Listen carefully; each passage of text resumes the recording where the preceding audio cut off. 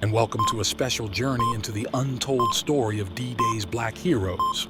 Today, we delve into the story of the 320th Barrage Balloon Battalion, an extraordinary battalion composed of African-American soldiers, all of whom played a crucial role during the D-Day landings of June 6, 1944.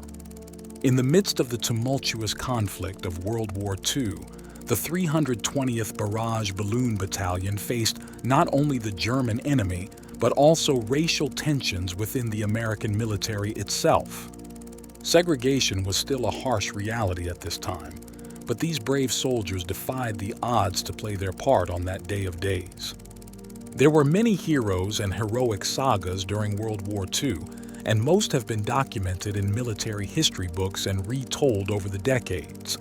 But many other equally heroic actions have received little or no recognition because the American Army was segregated, and the soldiers and their units were black.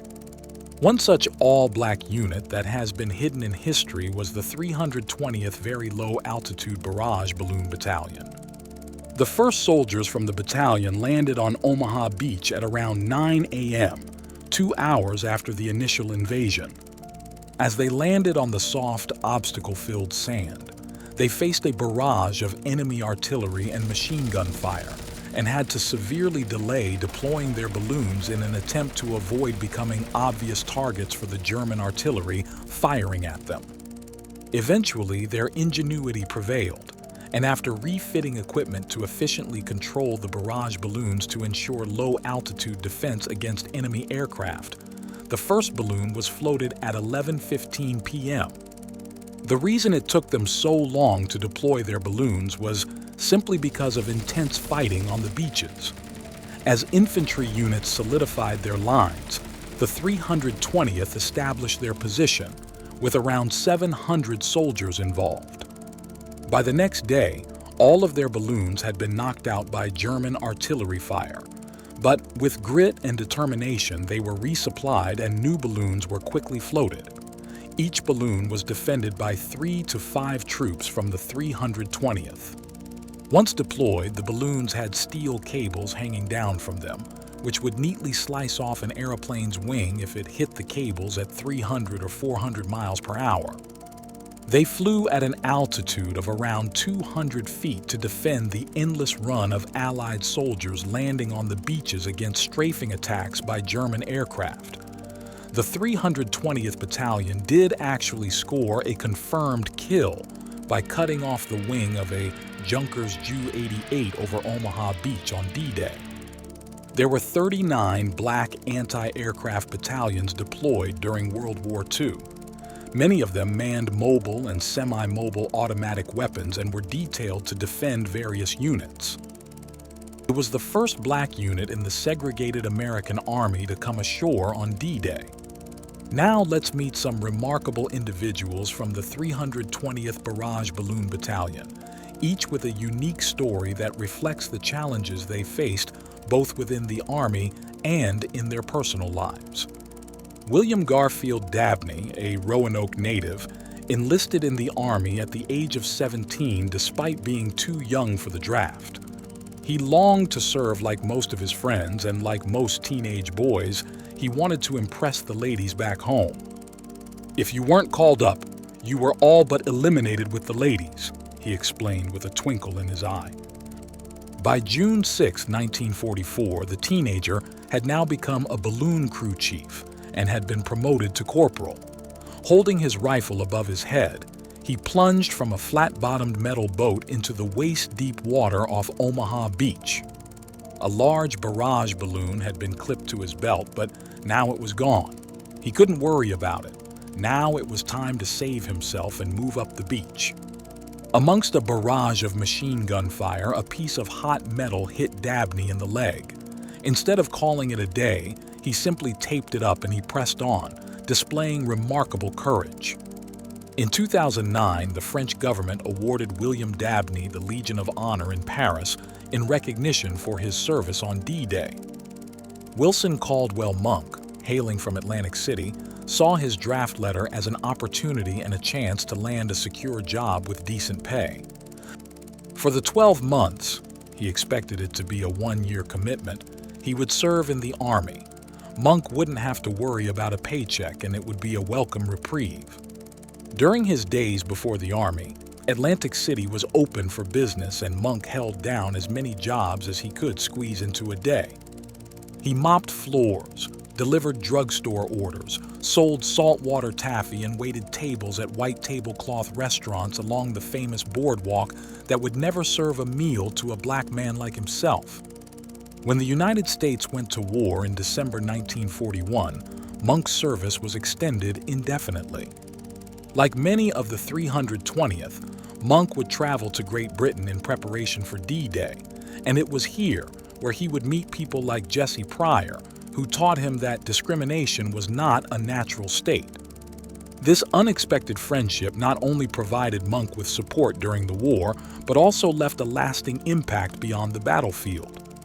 Jessie Pryor from Abersyke in Wales became a surrogate mother to Wilson Monk of Atlantic City, welcoming the 320th GI into her home and starting a correspondence with Monk's mother, Rosita, that would outlast the war. Mrs. Monk, you have a son to treasure and feel very proud of. We love him very dearly and will do anything in the world for him.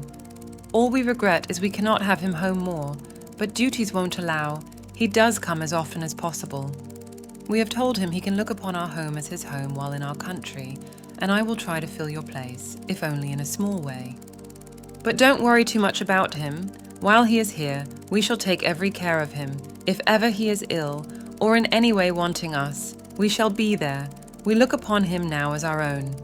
Mother to mother, very sincerely with loving thoughts, Jessie Pryor. Henry Parham, a Virginian working as a bus station porter, reluctantly joined the Army when the draft letter came in the mail. His reluctance wasn't rooted in a lack of patriotism, but in the practical challenges of leaving behind a stable job. He had been very happy to have landed a steady job at the bus station, where he was earning a sum that provided, for the first time in his 21 years, a dose of security.